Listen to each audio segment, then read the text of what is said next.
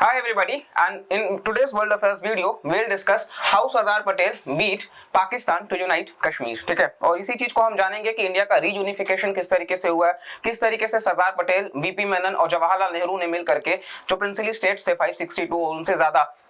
उन सबको मर्ज किया और ये जो आप मैप देख रहे हो आज भारत का, तो इसको बनाया ताकि हम वेस्टर्न कंट्रीज के साथ में भी एग्जिस्ट कर सके और ऑलरेडी जो 200 सालों से हुकूमत चल रही थी उन चीजों को हम रिजॉल्व कर सके। और इसके साथ साथ भारत जो आज आप देखोगे सेकंड फास्टेस्ट ग्रोइंग इकोनॉमी बनता जा रहा है और पॉपुलस नेशन भी हो चुका है, तो इन चीजों को बहुत हम पीसफुली लेकर के चल सकते हैं। Well, this video is presented by me Rajat Dubey and let's start. तो यहाँ पे हम सरदार पटेल की रियल स्टोरी के बारे में समझेंगे। आप देख सकते हो यहाँ पे स्टैचू ऑफ यूनिटी और 31 अक्टूबर को हम इनका जो है वो सेलिब्रेट भी करते हैं। नाउ हिस्ट्री की बात कर लेते हैं तो 1940s में बात करते हैं। तो यहाँ पे आप देखोगे किस तरीके से यहाँ पे ब्रिटिश रूल्ड स्टेट्स हैं जो ब्लू कलर से हैं, साथ साथ में मुस्लिम डिमांड वाली स्टेट्स भी हैं कि पाकिस्तान एज अ नेशन बनना चाहिए, और साथ साथ में जो नेटिव इंडियन स्टेट्स हैं वो आप इस तरीके से मैप में देख सकते हो कि इनिशियली जब 1940s की बात थी, एक्चुअली मोहम्मद अली जिन्ना और बाकी लोग जो पाकिस्तान की मांग रखते थे वो इस तरीके से स्टेट्स को रिप्रेजेंट करते हैं। ओवरऑल 15 अगस्त 1947 आते आते जब भारत आजाद हो चुका था तो वहां पे स्टिल कुछ स्टेट्स थे, जैसे आप देखोगे कश्मीर, जूनागढ़ और हैदराबाद, तो ये वो प्रोविंसेस थे जो भारत का हिस्सा नहीं बनना चाहते थे। और इसी चीज को लेकर के यहाँ पे सरदार पटेल ने और बाकी लीडर्स ने, स्पेशली वीपी मेनन जो मेजॉरिटी ऑफ द लोग शायद जानते भी नहीं होंगे, उन्होंने रिमार्केबल कंट्रीब्यूशन किया है और इस तरीके से भारत को रीयूनाइट करने की कोशिश की। और साथ साथ में आप यहाँ पे इसी में आपको आप ध्यान में रखिएगा, तो हम इसी के पॉइंट ऑफ व्यू से आगे चलेंगे, बिकॉज हैदराबाद आप देखोगे तो यहाँ सेंट्रल इंडिया में लोकेटेड है। ठीक है, कश्मीर आप ओवरऑल देखोगे तो यहाँ ये बेसिकली एक तरफ चाइना और दूसरे तरफ पाकिस्तान। ठीक है, तो कश्मीर अपने आप में काफी इंपॉर्टेंट टेरिटरी, और साथ साथ में जो आप देखोगे जूनागढ़ वगैरह भी, तो वो इधर के रीजन में बेसिकली महाराष्ट्र गुजरात वाले रीजन में, आज तो वो गुजरात का ही हिस्सा है, तो उधर वो लाई करता है। तो ये कहीं ना कहीं अपने आप में आप हैदराबाद ओवरऑल सेंट्रल इंडिया का ही पार्ट है। अगर मान लीजिए ये स्टेट्स आज भारत के हिस्से नहीं होते तो आज जो कहीं ना कहीं इंटर स्टेट जो डिस्प्यूट है, जैसे आप देखोगे कि कहीं ना कहीं कावेरी रिवर वाटर डिस्प्यूट, आप उसको देखोगे तो वहां पे कर्नाटक और तमिलनाडु का डिस्प्यूट चालू होता है, लेकिन अगर वो स्टेट का डिस्प्यूट ना होकर के नेशंस का डिस्प्यूट होता तो अपने आप में काफी चैलेंजिंग भी होता। तो वीडियो में आगे भी जानते हैं। साथ साथ में आप देखोगे तो कहीं ना कहीं ये जो आपको चार्ट है वो चार्ट दिखाता होगा कि आज भी बिहार, झारखंड, मध्य प्रदेश, उत्तर प्रदेश, वेस्ट बंगाल, ये वो स्टेट्स हैं जहां पे ओवरऑल जो रेवेन्यू रिसीट्स हैं, यानी कि जो टैक्स से जो पैसा आता है वो बहुत कम है। इस वजह से सेंट्रल गवर्नमेंट को भी फंड्स देना पड़ता है डिवोल्यूशंस के फॉर्म में, ताकि उनके फाइनेंस को बैलेंस किया जा सके और साथ साथ में उनको ट्रांसफर्स के फॉर्म में एक हेल्प मिल सके। तो कहीं ना कहीं सबसे इंपॉर्टेंट तो हमने यही देखा कि एक तो इंटर स्टेट डिस्प्यूट आज ठीक है वो हम मैनेज कर सकते हैं, लेकिन अगर वो इंटरनेशनल डिस्प्यूट बन जाता तो इस वजह से रीयूनिफिकेशन जरूरी था। दूसरा आप देख सकते हो कि राज्यों के बीच में जो फाइनेंस का डिवोल्यूशन था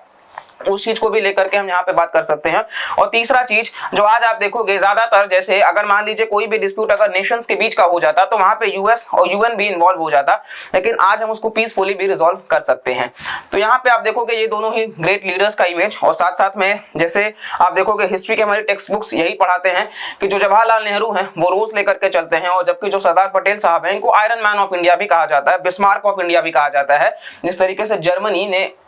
बिस्मार्क किया था, मतलब बिस्मार्क ने जर्मनी को बनाया था, उसी तरीके से भारत में सरदार पटेल ने उस काम को बखूबी करके दिखाया है। यहाँ आप देखोगे तो यही वो जो हमने कावेरी रिवर वाटर डिस्प्यूट की बात करी है, तो आप देख सकते हो वैसे तो वो डिस्प्यूट जो है वो कर्नाटका और तमिलनाडु में प्रोविनेंट है। इसके साथ साथ आप देखोगे तो कहीं ना कहीं ये वो पूरा रीजन है जहां पे आप हैदराबाद को देख सकते हो। ठीक है, और जूनागढ़ और कश्मीर, अगेन इस मैप से आप चीजों को रिलेट कर सकते हो। नेक्स्ट हम बात कर लेते हैं, नाउ कश्मीर की बात कर लेते हैं। Why Kashmir is important, already आपको पता है कहीं ना कहीं कश्मीर के लिए हमने 3 बैटल्स पाकिस्तान से लड़ चुके हैं, और साथ साथ में आज भी कई सारे लोग दोनों ही देशों के प्रभावित हुए हैं, नुकसान हुआ है जान माल दोनों चीजों का। तो कश्मीर अपने आप में इतना इंपॉर्टेंट है क्यों? फर्स्टली यू ऑल नो कि कश्मीर से बहुत ही इंपॉर्टेंट जो रिवर है इंडस, जो बेसिकली पाकिस्तान में भी और भारत के राजस्थान, पंजाब और हरियाणा राज्यों में भी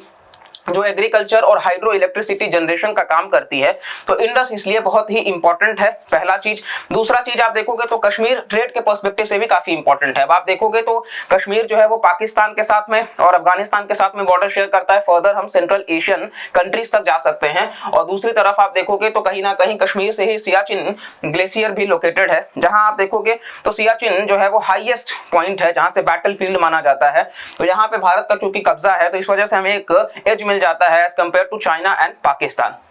नेक्स्ट आप देखोगे इसी मैप में, तो जैसा कि हमने आपको बताया कि क्योंकि कश्मीर जो है वो ओवरऑल आज जो हमारा ये भारत बना हुआ है, इसका क्रेडिट जो है वो इन्हीं लीडर्स को जाता है। साथ साथ हम देख लेते हैं कहीं ना कहीं कश्मीर की बात अभी कर लेते हैं। तो कश्मीर सबसे पहला कि ये क्यों मना कर रहे थे, जैसे आप देखोगे तो महाराजा हरि सिंह ये हैं, और बेसिकली जब देश आजाद हुआ तो हमने देखा कि 3 राज्य जो है वो हिस्सा नहीं बनना चाहते थे। नाउ कश्मीर जो था, उन्होंने 12 अगस्त को आकर के उन्होंने ये बोल दिया कि ना ही हम पाकिस्तान का हिस्सा रहना चाहते हैं, ना ही हम भारत का हिस्सा बनना चाहते हैं। तो उन्होंने ब्रिटिशर्स को ये डिमांड रखा कि हम एक अपना सॉवरिन स्टेट बन करके रहना पसंद करेंगे, बफर जोन की तरह, और ब्रिटिशर्स ने उस चीज को मान लिया। और इसके बाद जब ब्रिटिशर्स गए, तो क्योंकि ब्रिटिशर्स अब चले गए थे तो सिक्योरिटी जो था वो कंप्लीटली हट गया था,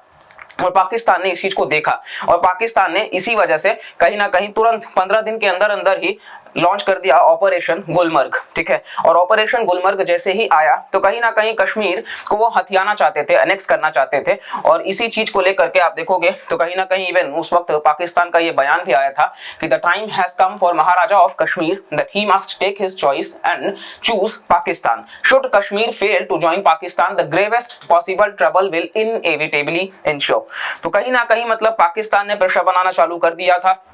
जिसको लेकर के महाराजा हरि सिंह भारत की तरफ आते हैं, और वो जवाहरलाल नेहरू से ये कहते भी हैं कि इंडिया हमारी मदद करे, और भारत उस चीज को लेकर के तैयार हो जाता है। नेहरू जो है वो इंस्ट्रूमेंट ऑफ एक्सेशन साइन करवाते हैं, और कश्मीर कहीं ना कहीं आप देखोगे तो ये आपको द हिंदुस्तान टाइम्स उस वक्त का आर्टिकल जहाँ पे कश्मीर जो है वो एक्सेप्ट्स टू इंडिया, प्लेबिसाइट वगैरह होता है, और बाकी चीजें 26 अक्टूबर 1947 कश्मीर भारत का पार्ट हो जाता है। भारतीय सोल्जर्स जो हैं वो वापस से अपनी वीर गाथा के साथ में आप देखोगे तो पाकिस्तानी सोल्जर्स को पीछे ढकेल हैं, और साथ साथ में कश्मीर के लोगों की रक्षा करते हैं। तो कश्मीर इस तरीके से भारत का पार्ट बनता है। फिर आप देखोगे तो कश्मीर में इवन हमने वहां पे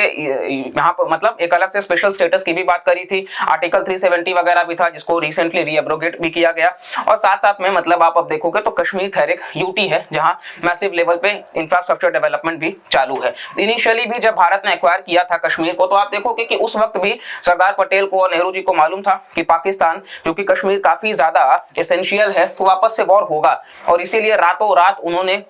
मैसिव लेवल पे वर्कर्स को बुलाया, कंस्ट्रक्शन चालू किया, और रातों रात रोड्स ब्रिजेस जो है वो बनाना चालू कर दिया था ताकि इंफ्रास्ट्रक्चर जो है वो कनेक्टेड रहे कश्मीर से। नेक्स्ट हम बात कर लेते हैं यहाँ पे अब हैदराबाद की बात कर लेते हैं। तो साउथ इंडिया पे अब हम आते हैं, और जैसा कि वो मैप अगर आपको ध्यान होगा तो ये मैप हमने जो डिस्कस किया है, इस मैप में आप देखोगे तो यहाँ पे हमने दिखाया आपको कि हैदराबाद जो है वो सेंट्रल इंडिया का पार्ट है। तो अगर हैदराबाद पाकिस्तान, क्योंकि हैदराबाद के जो निजाम थे वो चाहते थे कि भारत का हिस्सा ना होकर के हम पाकिस्तान का हिस्सा बने, और अगर ये सच होता तो आज किसी भी डिस्प्यूट में मतलब वो एक तो इंडिया के सेंटर में होता, इंस्टेबिलिटी बहुत ज्यादा होता, केओस बहुत ज्यादा होता, और ये यूनिटी इन डाइवर्सिटी जो है वो केओस इन डाइवर्सिटी भी बन सकता था। और इसी चीज को टैकल करने के लिए कहीं ना कहीं इनिशियली निजाम नहीं मान रहे थे, तो इसी वजह से ऑपरेशन पोलो चलाया गया सरदार पटेल जी के द्वारा, और निजाम को हटाया गया, और साथ साथ में आप देखोगे तो हैदराबाद को भारत का राज्य जो है वो बनाया गया। और हैदराबाद क्योंकि सबसे ज्यादा बड़ा भी था और सबसे ज्यादा रिचेस्ट भी था, इसलिए इसका वेटेज भी बहुत ज्यादा हुआ करता था। नेक्स्ट हम बात कर लेते हैं तो जूनागढ़ का, जैसा कि हम देख रहे थे तो जूनागढ़ आप ओवरऑल में देखोगे तो जूनागढ़ जो है वो अपने आप में वहां पे भी 80% से ज्यादा हिंदू पॉपुलेशन था, लेकिन जो रूलर थे वो अगेन मुस्लिम थे, और वो भी कहीं ना कहीं उनका एक इंटेंशन था कि पाकिस्तान में जाया जाए, और इसी चीज को लेकर के वहां पे प्लेबिसाइट कराया जाता है। प्लेबिसाइट मतलब कि डायरेक्ट वोटिंग कराया जाता है जूनागढ़ के लोगों से कि आप भारत या पाकिस्तान का हिस्सा बनना चाहते हो, और लोगों ने क्योंकि वहां रजाकार करके जो कम्युनिटी है वो आप देखोगे तो उनसे जो है वो एक्चुअली रजाकार जो है वो हैदराबाद में बहुत ज्यादा उफान मचा रखे थे, और उसी को लेकर के यहाँ पे पहले उन्होंने सरदार पटेल ने हैदराबाद से उनको हटाया, और इसके बाद में हैदराबाद को भारत का हिस्सा बनाया। फिर कुछ लोग जो है वो जूनागढ़ में भी इसी तरीके से केओस मचाने लग गए थे, जिसको लेकर के वहां पे प्लेबिसाइट कराया गया, और फिर जब प्लेबिसाइट कंडक्ट होता है तो वहां प्लेबिसाइट में वोट कराया जाता है कि यस हिंदू मतलब जो मेजोरिटी क्योंकि लोग थे तो वो पाकिस्तान नहीं जोड़ करके भारत का हिस्सा बनना चाहते थे, और इस वजह से जूनागढ़ प्लेबिसाइट से भारत का हिस्सा बनता है। और धीरे धीरे आप देखोगे तो ट्रैवनकोर जो कि बेसिकली आप देखोगे तो अगेन यहाँ मैप में आपको हम दिखाते हैं,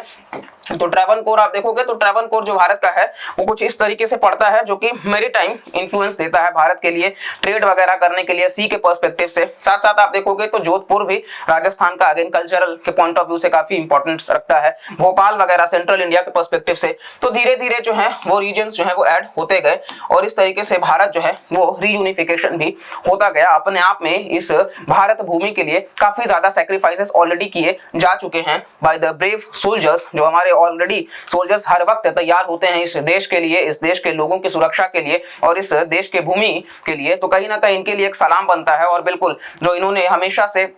बड़े बड़े बैटल्स हों या फिर कहीं पे भी रेस्क्यू का भी काम हो, तो ये हर वक्त तैयार होते हैं और इस चीज को लेकर के हम इनके ग्लोरिफिकेशन की बात है जितनी भी कर ले वो बहुत कम होगी। नेक्स्ट यहाँ पे ओवरऑल आज जो ये आप मैप देखते हो, आज जो अपने अपने आप रेस्पेक्टिव स्टेट्स में रहते हो, रीजनलिज्म को लेकर के जो आप फाइट करते हो स्टेट वाइज, वो चीज बंद करके, क्योंकि आज जो ये रीयूनिफिकेशन हुआ है उसके लिए बहुत हार्ड वर्क लगा है और आप इस वीडियो से शायद बहुत छोटा हम नॉलेज आप तक पहुंचा पाए होंगे, लेकिन इसके पीछे का बहुत बड़ा नॉलेज है